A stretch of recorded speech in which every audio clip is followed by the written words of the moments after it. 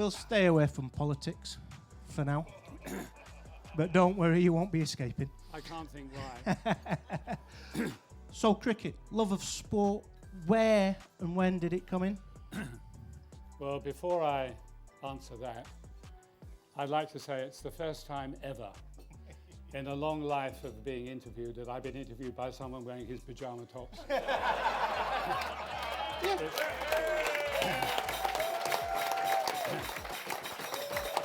How do you know I sleep in pyjamas? I've heard rumours. Rumours are incorrect. Now, I was lucky enough to be involved in 2005, and I'm a grumpy Yorkshireman, and I was catching a train from King's Cross, and this voice behind me said, Matthew, and I thought, I cannot be bothered. I'm being grumpy, I just want to get on the train and go. So I started walking off. Then there was another, Matthew, a little bit louder, and I thought, I'm still going to pretend I'm deaf, I'm not in the mood. And then it was a louder, Matthew, and I thought, I'm going to have to answer this. So I turned around, and who was stood behind me? Mr. Major, to say congratulations on winning the 2005 Ashes. So I felt like a little bit of a small boy. But it shows your passion for cricket, which brings me back to my question, where did it come from? Well, actually, it came from my sister. I mean, my parents were very elderly when I arrived. My father was 65, which was something of a surprise to my mother.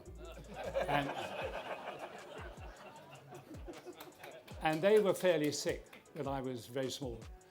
And my sister taught me to play cricket age 2. And then every weekend she would take me to the local club side, Worcester Park, in order to watch the local team, which I always thought was extremely good of her, until I realised there were a pair of twins that she was extremely interested in at the cricket club. But she went on playing cricket with me for a long time, and she instilled a love that's never gone away. And are you a batter, are you a bowler, are you a wicket keeper, an all-rounder? Well, in terms of your standard, I'm neither. I mean, in terms of the rubbish cricket I played, I was more of a bowler than a batsman. The highest score I ever made was in Nigeria. I was playing for northern Nigeria against the rest, which sounds very glamorous, but it isn't. They were just names. Don't be impressed by that. And I was 77 not out. The bowling was complete. I think the term technically is crap. I was 77 not out, and the plane which carried the weekly mail to Jos in northern Nigeria, which was empty of anything but people, arrived, sat down at square leg, and that was the end of the game. So again, cut short by plane delivery? Absolutely cut short by plane delivery. And 3 days later, I gave up golf because there was a snake in the bunker and I was 2 down. But 77 not out. You had out. partners. There was still time in the game. Oh yes, absolutely. Did you not get that plane to shift so you could get your 100? Well, I'm sorry to tell you this, but the plane was bigger than I was. So no, I didn't. No, the game was over. No. The game was over. Because like you, I wasn't a good. But I remember scoring 89 not out against Glamorgan up at Headingley.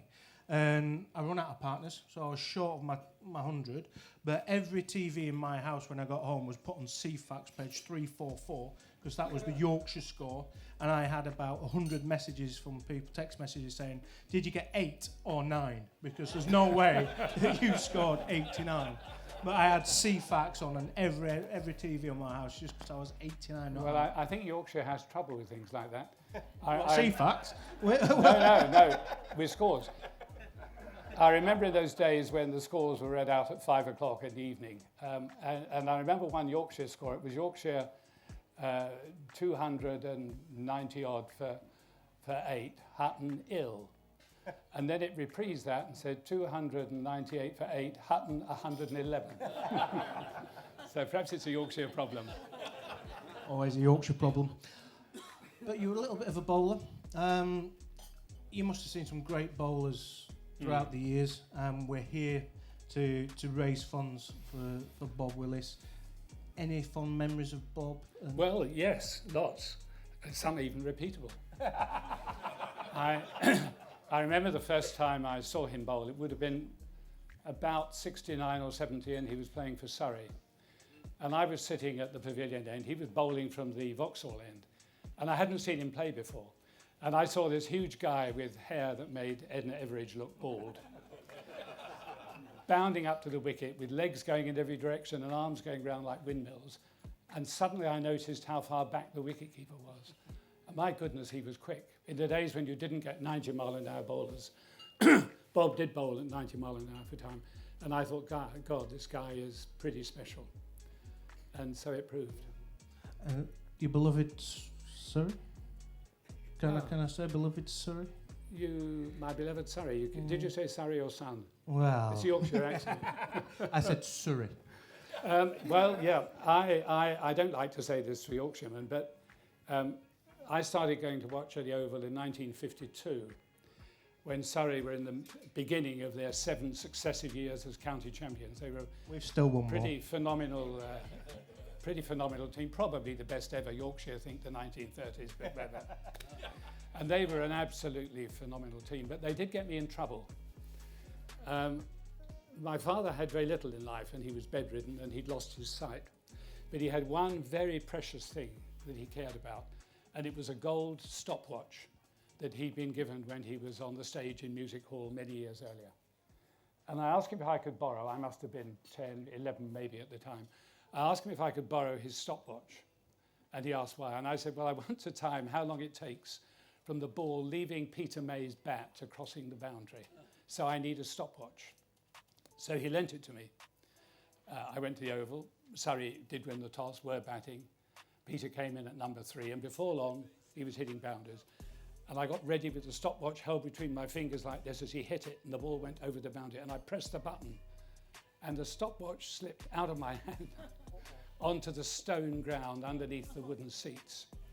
And it can best be described as an X-watch. It was in pieces. And I went home to my father, bearing these tiny pieces of stopwatch. And I thought, this is going to be trouble. And he looked at the pieces, and all he said was, tell me about this Peter May. And I've never forgotten that, because the watch was totally ruined. Wow.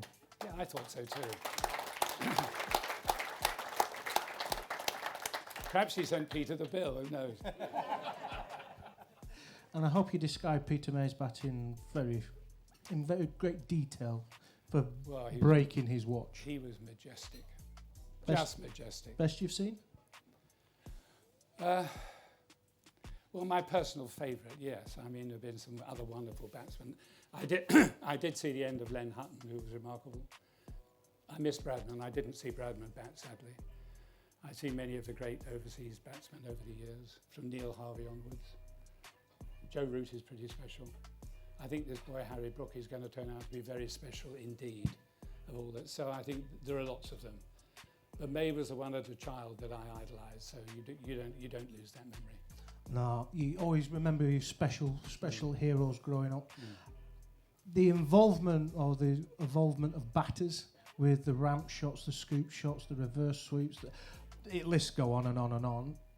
In favour of the development of cricket, or are you a traditionalist and want cricket to... Well, a bit of both. I mean, I think the new strokes they play make cricket incredibly more interesting.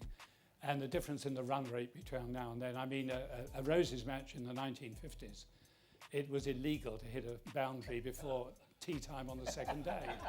Or dive after the ball to get your whites dirty. I once remember early in the 50s watching Don Kenyon bat all day for 85 at the Oval. And nowadays, the run rate, it's much more entertaining than it's ever been before, I think, and that is absolutely marvellous. I'm less of a fan of the one-day game and the white ball cricket than I am of Test cricket, and I fear for Test cricket. I fear Test cricket's in for a difficult time in the next few years, and I hope very much it survives, because it seems to me to be the prince of games. I remember what I saw at a Test match 50 years later. I don't remember what I saw at a one-day game 50 hours later. And I think that is the difference, certainly for me. Yeah, I agree.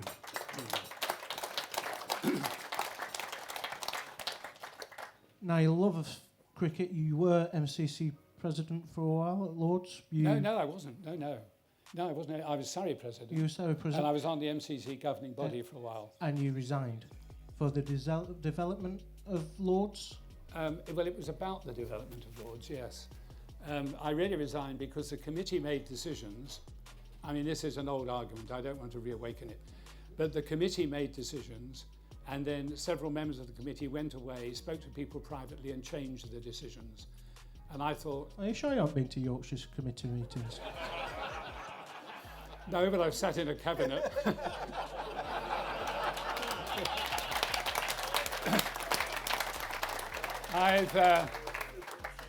I know how rigged committees work, and I just still are. I just didn't like it, so I thought there's no point in me wasting my time here. If we're making a decision while I'm here and it's changed later, I'm wasting my time, so I resigned. Good on you as well. Establishing the national lottery funding. Yes. Must have been a great thing to be involved with. Well, yeah, it was. And it was very difficult because lots of people were opposed to it. The churches were opposed to it.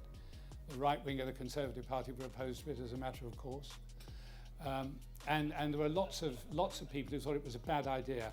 I remember one particular article that I was encouraging people to gamble. And I think it was written by a journalist on his way back from Epsom races, actually. But I'll tell you exactly why I set up the lottery.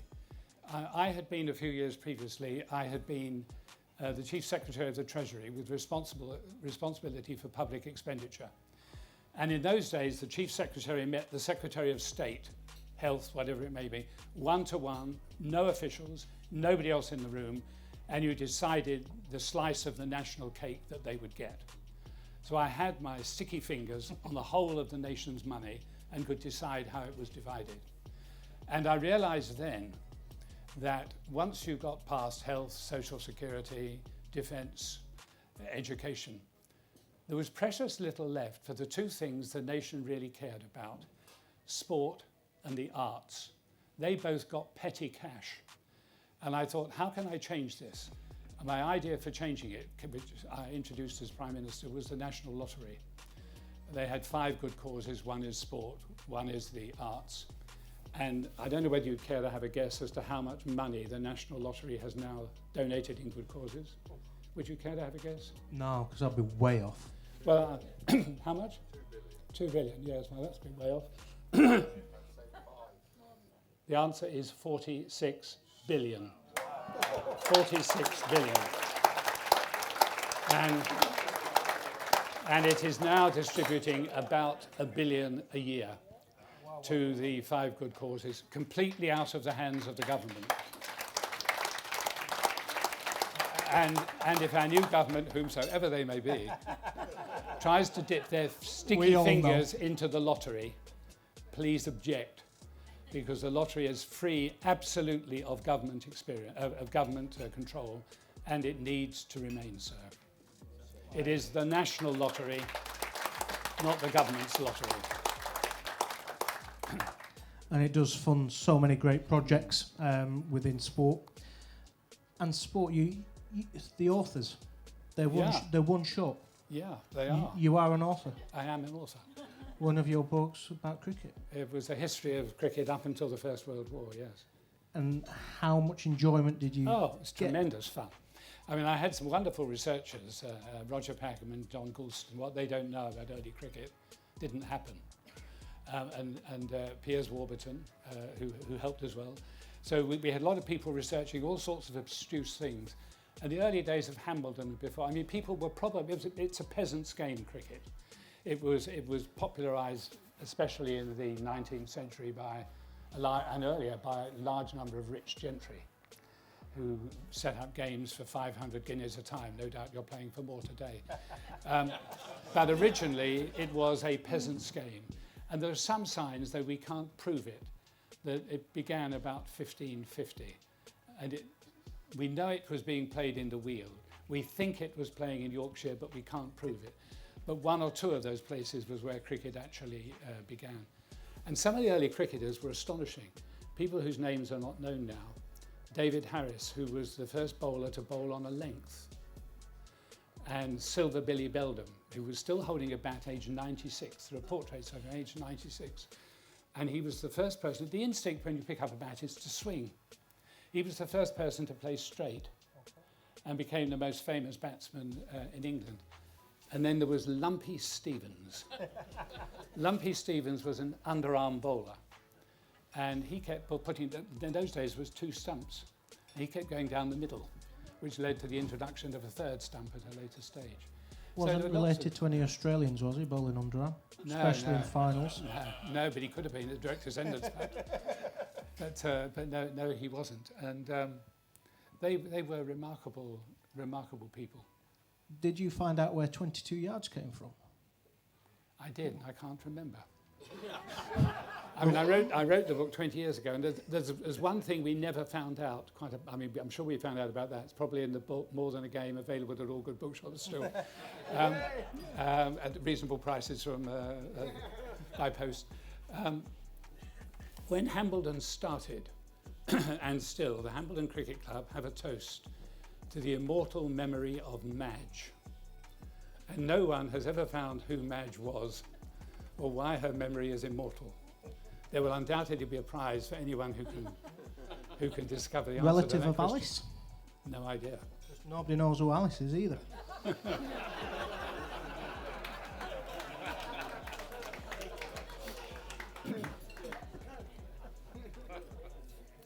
Still get down to the Oval to watch? Yeah, I do, whenever I can.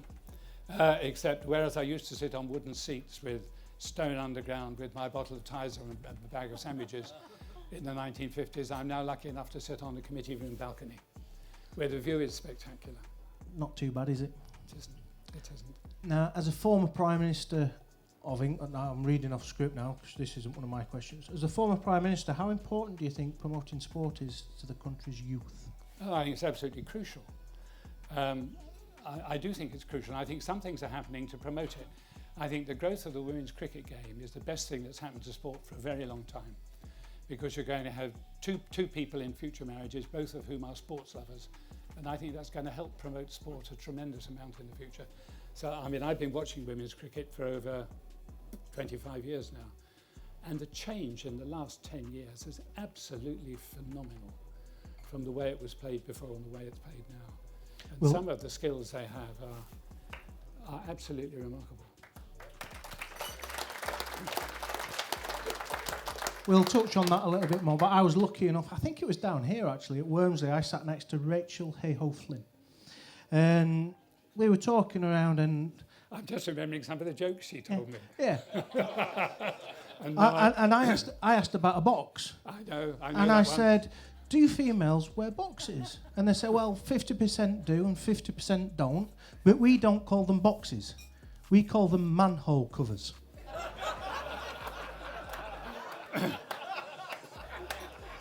I didn't know where to look.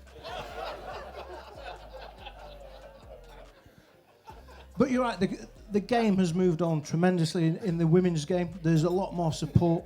The pace of the game is a little bit slow, but the skill levels of the women's game are increasing every year. And there's so much enjoyment you can find if you're an ardent cricket fan in the skills that the women do possess. Mm.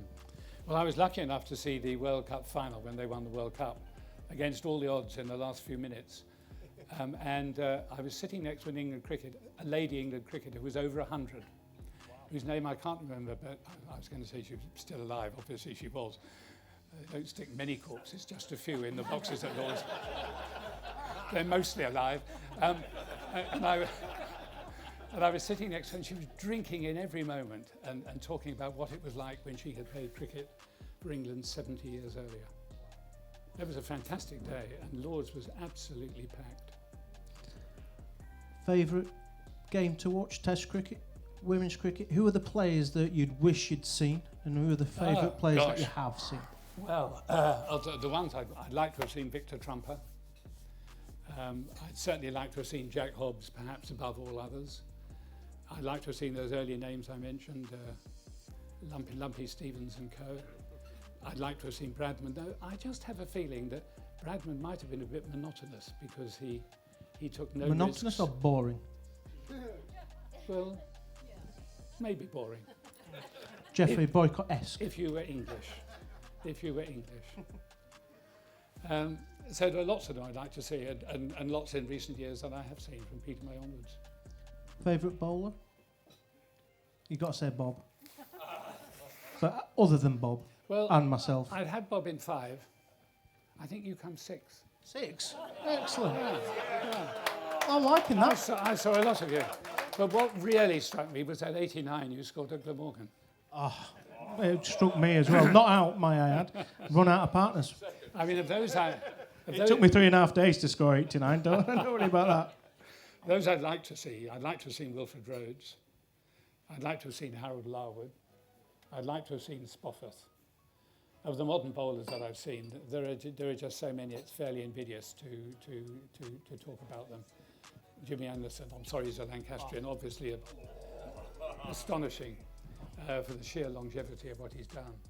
I grew up watching Laker and Locke, and I remember Locke as much for his fielding as his bowling. He was magical. He caught balls you didn't realise could possibly be there. And how he did it, I never had any idea. But there's so much glorious entertainment I've seen. I've been very lucky to see it. And it's a fantastic game, and we're going to enjoy a game just now. So just going to wrap up with one final question, because we do have lots of glorious cricketers to go out and watch and some money to raise with Charlie. Now, with the betting scandal and the popularity of Mr. Sunak, with Keir Starmer and the migrants, with Nigel Farage with anti-migrants, with the Green Party with the taxes and all that, who on earth are we going to vote for? You can give an honest opinion. You're not affiliated with any parties now. Who should we vote for in It's the a election? secret ballot. It is, but we can take opinions from people in the know. Who should we vote for? I suspect you're very impressionable. I'm a stubborn Yorkshireman. And since you're impressionable, I wouldn't wish to change your mind for you. Fantastic. Ladies and gentlemen, he's an absolute star. Thank you very much, John. Ladies and gentlemen, Sir John Major.